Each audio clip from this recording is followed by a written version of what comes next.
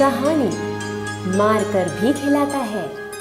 मलूकचंद नाम के एक सेठ थे।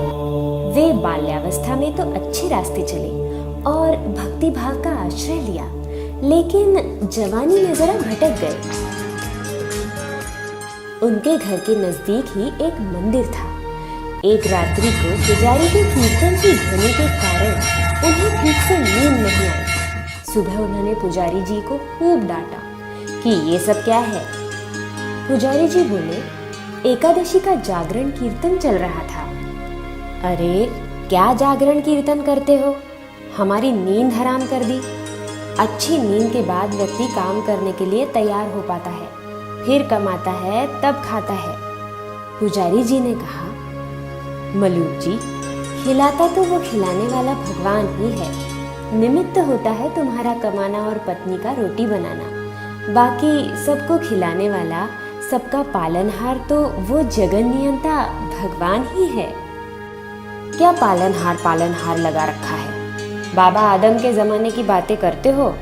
क्या तुम्हारा पालने वाला एक एक को आकर खिलाता है? हम कमाते हैं तभी तो खाते हैं। सभी को वही खिलाता है, नहीं खाओ तो मारकर भी खिलाता है। पुजारी जी, अगर तुम्हारा भगवान मुझे 24 घंटों में नहीं खिला पाया तो तुम्हें ये भजन कीर्तन सदा के लिए बंद करना होगा।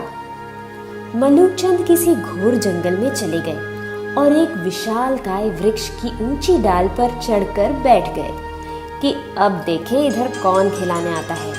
24 घंटे बीत जाएंगे और पुजारी की हार हो जाएगी। सदा के लिए कीर्तन की झंझट मिट जाएगी। 2-3 घंटे के बाद एक अजनबी आदमी वहां आया। उसने उसी वृक्ष के नीचे आराम किया,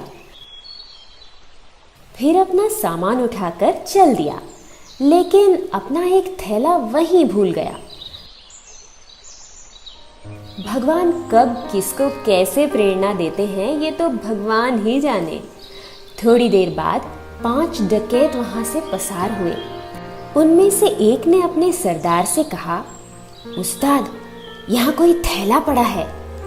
खोलकर देखा तो उसमें गर्मा गर्म भोजन से भरा टिफिन। उस्ताद, भूख लगी है, लगता है ये भोजन अल्लाह ताला ने हमारे लिए ही भेजा है। अरे तेरा अल्लाह ताला यहाँ कैसे भोजन भेजेगा? हमको पकड़ने या फंसाने के लिए किसी शत्रु ने ही जहर वहर डालकर ये टिफिन यहाँ रखा होगा, अथवा पुलिस का कोई षड्यंत्र होगा। इधर उधर देखो जरा कौन रख कर गया है। उन्होंने ऊपर देखा तो वृक्ष की डाल पर एक आदमी बैठा हुआ था।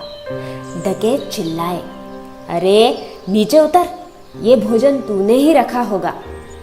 मैंने नहीं रखा, कोई यात्री अभी यहाँ आया था, वही इसे यहाँ भूल कर चला गया। नीचे उतर, तूने ही रखा होगा जहर वहर मिलाकर, और अब बचने के लिए बहाने बना रहा है।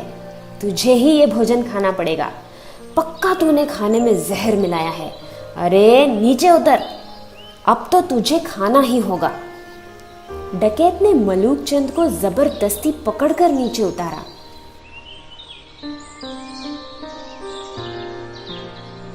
ले खाना खा।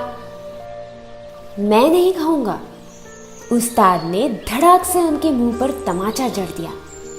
अरे कैसे नहीं खाएगा, इसकी नाक दबाओ और मुंह खोलो। वे नहीं खा रहे थे तो डकैत उन्हें पीटने लगे। मलूकचंद को पुजारी जी की बात याद आई कि नहीं खाओगे तो मार कर भी खिलाएगा। सोचा कि ये 5 है और मैं अकेला हूँ, नहीं खाऊंगा तो ये मेरी हड्डी पसली एक कर देंगे। इसलिए चुपचाप खाने लगे और मन ही मन कहा, मान गए मेरे बाप, मार कर भी खिलाता है। डकैतों के रूप में आकर खिला, चाहे भक्तों के रूप में आकर खिला, लेकिन खिलाने वाला तो तू ही है। अपने पुजारी की बात तूने सत्य साबित कर दिखाई। मलूकचंद के बचपन की भक्ति की धारा फूट पड़ी। उनको मारपीट कर डकैत वहां से चले गए तो मलूकचंद भागे और पुजारी जी के पास आकर बोले, पुजारी जी, मान गए आपकी बात कि नहीं खाए तो वो मार कर भी खिलाता है।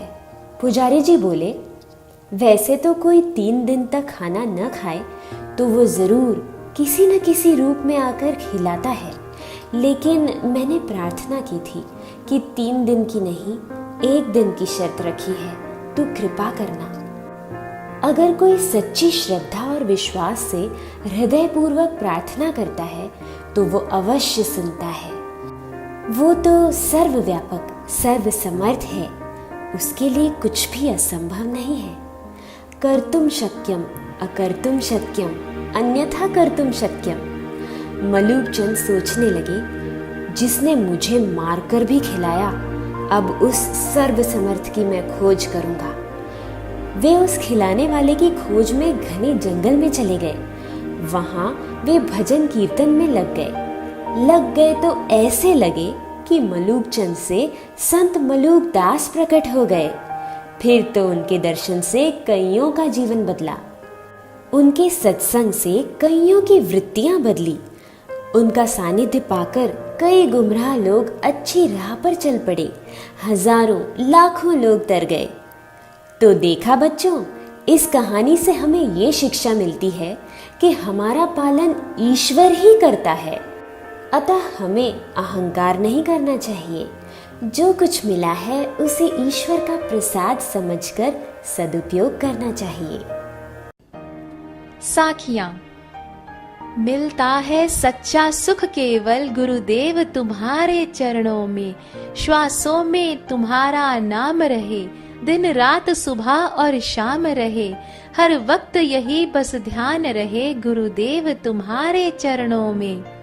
चाहे संकट ने आ घेरा हो, चाहे चारों ओर अंधेरा हो, पर चित्त न डगमग मेरा हो, रहे ध्यान तुम्हारे चरणों में।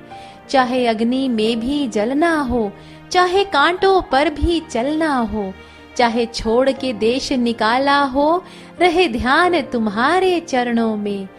चाहे दुश्मन सब संसार बने, चाहे मौत गले का हार बने, चाहे विष ही निज आहार बने, रहे ध्यान तुम्हारे चरणों में, रहे ध्यान तुम्हारे चरणों में।